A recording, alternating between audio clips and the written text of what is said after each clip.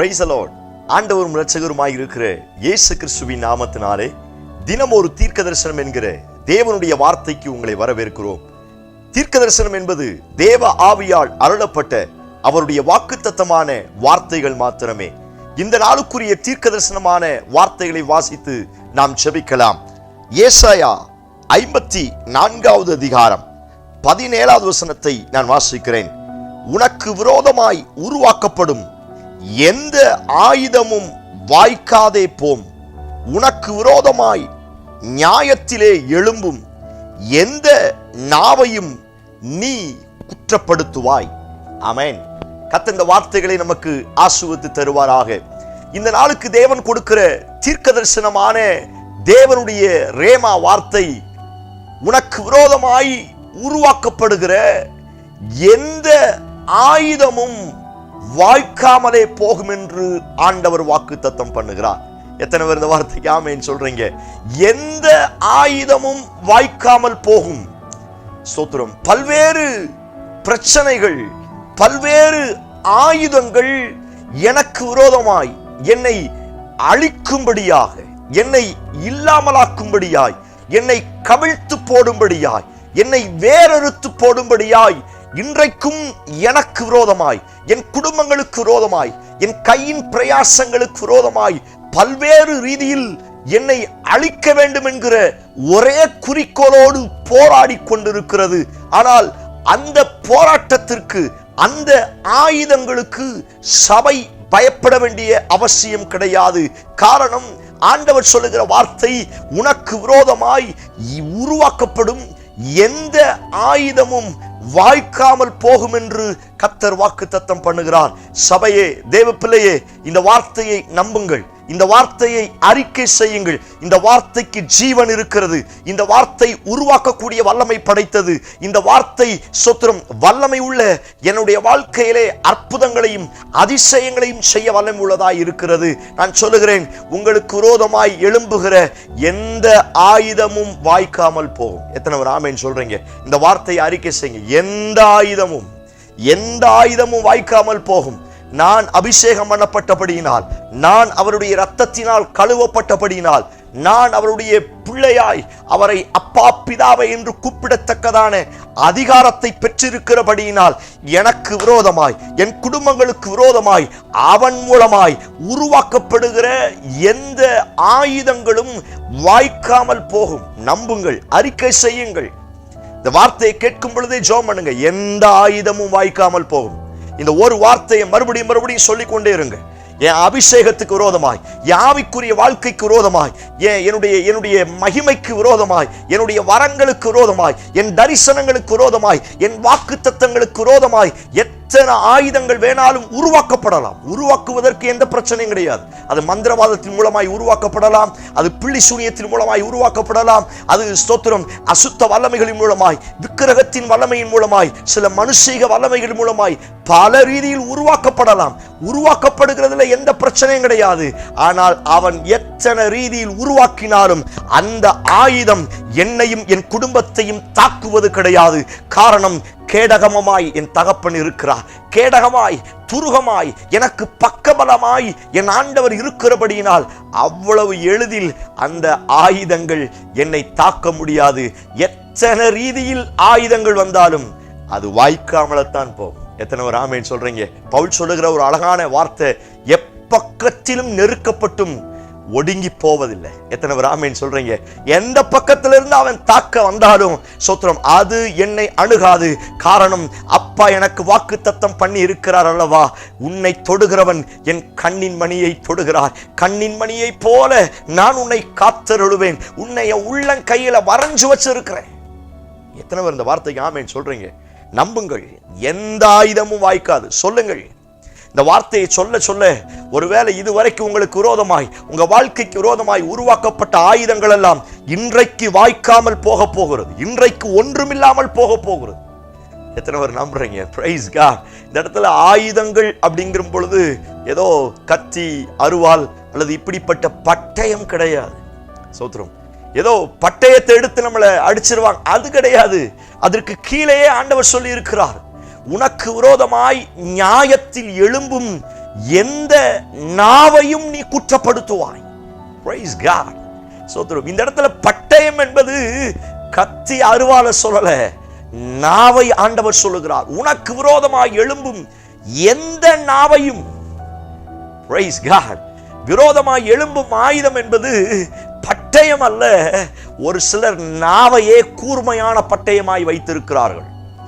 சங்கீதத்தில் வாசிக்கிற அவருடைய பற்கள் கூர்மையான ஈட்டிகளை போல் இருக்கிறது, அவருடைய வாய் கூர்மையான பட்டயத்தை போல் இருக்கிறது. ஸ்தோத்திரம். அநேக நேரங்களில் எனக்கு விரோதமாய் டைரக்டா பட்டயத்தை வச்சு குத்துறது இல்ல, வார்த்தையினால் நாவினால் குத்துகிறார்கள், சபிக்கிறார்கள். நான் அழிந்து போக வேண்டும் என்று என்னை ஏளனமாய் பேசுகிறார்கள். என்னை பார்க்கும் பொழுது கிண்டலாக கேலியாக இந்த கூர்மையாக்கப்பட்ட ஆயுதமாயிருக்கிற நாவை வைத்து எனக்கு விரோதமாய் பல ஆயுதங்களை உருவாக்கி கொண்டிருக்கிறார்கள். உங்களுக்கு தெரியும், கூட பிறந்தவங்களா இருந்தாலும் சரி, சொந்த உறவுகளா இருந்தாலும் சரி, அல்லது சொந்தக்காரங்களா இருந்தாலும் சரி, நண்பர்களா இருந்தாலும் சரி, அருகாமையில் இருக்கிறவர்களா இருந்தாலும் சரி, பிரச்சனைகள், கஷ்டங்கள், பிரிவினைகள் வந்துச்சு அப்படின்னா அவங்க வாயிலிருந்து வருகிற அந்த ஆயுதத்திலிருந்து வருகிற வார்த்தைகளுக்கு அளவே கிடையாது.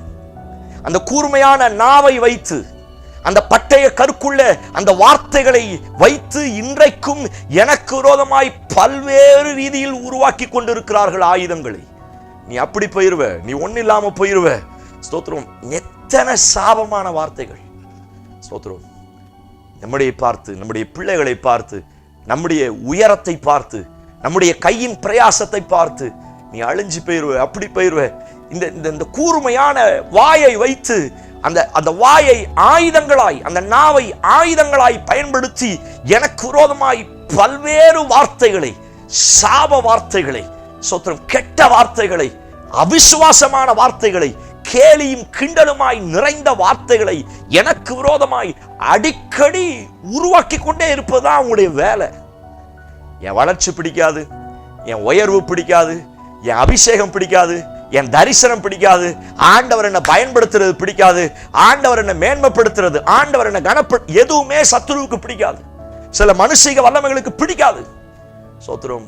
எந்த ஆயுதம் அப்படிங்கிற சொல்லுகிற வார்த்தை, எந்த நாவும் எனக்கு விரோதமாய் எத்தனை சாபமான எத்தனை ஆயுதங்களை உருவாக்கினாலும் அது உன்னையும் உன் குடும்பத்தையும் அணுகாது என்று கர்த்தர் வாக்குத்தத்தம் பண்ணுகிறார். எத்தனை ஒரு ஆமென் சொல்றீங்க?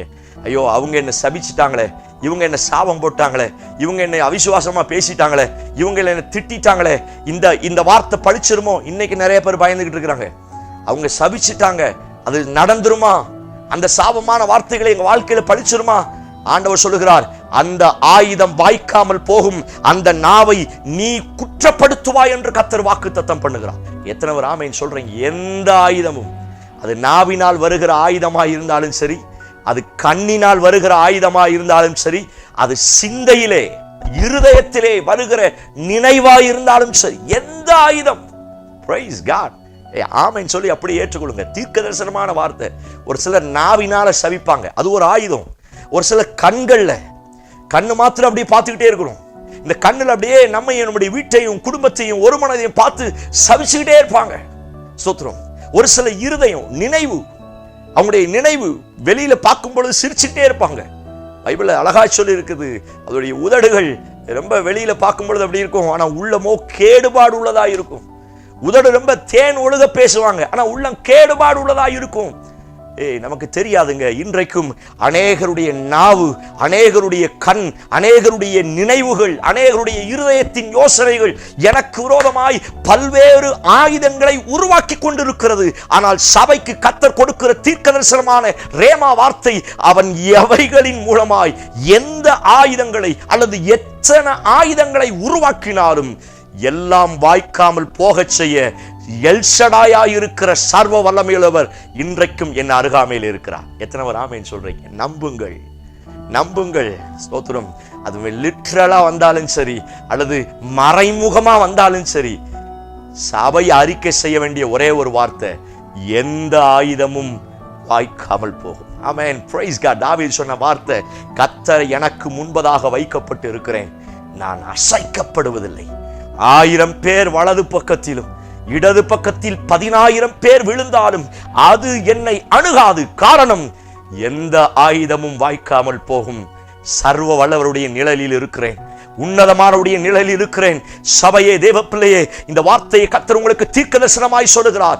எந்த ஆயுதமும் வாய்க்காது. உன் குடும்பங்களுக்கு விரோதமாய், தனிப்பட்ட வாழ்க்கைக்கு விரோதமாய், தரிசனங்களுக்கு விரோதமாய், ஆவிக்குரிய வாழ்க்கைக்கு விரோதமாய், வளர்ச்சிக்கு விரோதமாய், மேன்மைக்கு விரோதமாய், கனத்துக்கு விரோதமாய், எத்தனை ரீதியில், எத்தனை முறை, எத்தனை பேரால் ஆயுதங்கள் உருவாக்கப்பட்டாலும் அந்த ஆயுதங்கள் உன் அருகாமையிலே வருவதற்கு கூட அவரிடத்தில் உத்தரவு வாங்க வேண்டும்.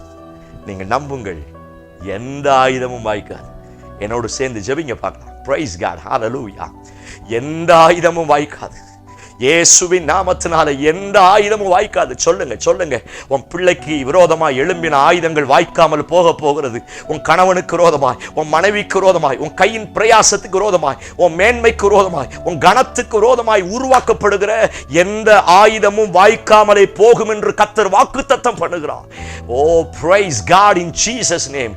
இயேசுவின் நாமத்தினால என் ஜனங்களை விடுதலையாக்குகிறபடியினால் ஸ்தோத்திரம். தெய்வீக பாதுகாப்பு பெரிய அற்புதங்களை செய்யட்டும். இயேசு கிறிஸ்து மூலம் ஜெபிக்கிறோம். ஜெபம் கேளும் நல்ல பிதாவே. Amen, amen. Praise the Lord. நம்பிக்கையோடு இந்த நாளை துவங்குங்கள். எந்த ஆயுதமும் வாய்க்காமல் போகும். காரணம், என் கூட இருக்கிறவர் கண்மலையானவர், சர்வ வல்லமை உள்ளவர். இந்த செய்தி உங்களுக்கு ஆசீர்வாதம் வச்சுன்னா தயவு செய்து மற்றவங்களுக்கு ஷேர் பண்ணுங்க. பார்க்க சொல்லி சொல்லுங்க. அவங்க வாழ்க்கையில் இருக்கிற ஆயுதங்கள் எல்லாம் ஒன்றுமில்லாமல் சாம்பலாய் மாறப்போகிறது. ஆமென். Praise the Lord. God bless you.